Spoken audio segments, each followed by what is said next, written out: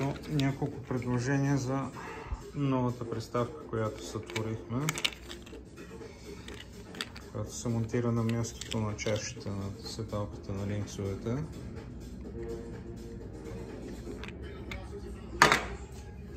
Тези две са на Railblaza, тази е на Hobby и на трите съм монтирал въпросната приставка.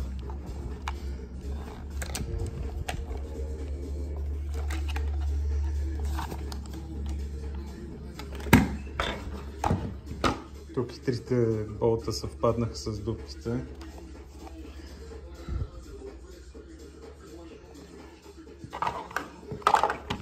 Тази е най-така голяма, ще побере най-много неща.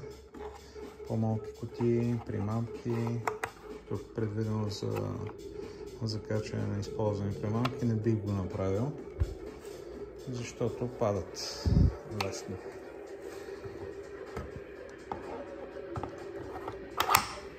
Заключва се и вече няма мърдане.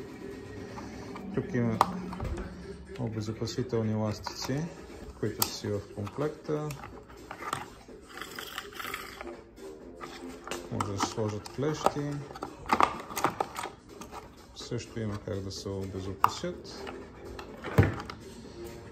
Допълнително съм монтирал две омеги, точно за да могат да се закачат всякакви аксесуари.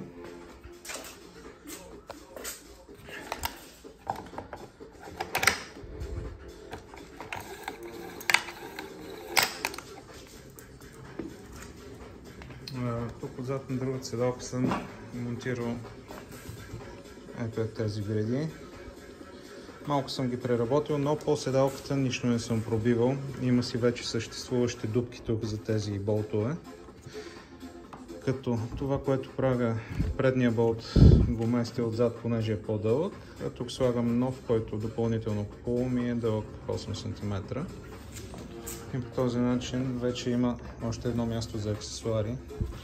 Ето, тук може да се съберат 3 кутии, тук отдолу могат да влезат още 4, което е абсолютно малумно с толкова примамки да се движи човек, но всеки си има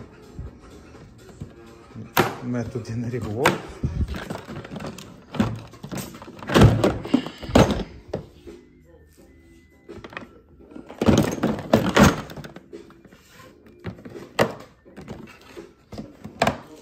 На другата страна съм закачил тази стойка, която е супер здрава по този начин.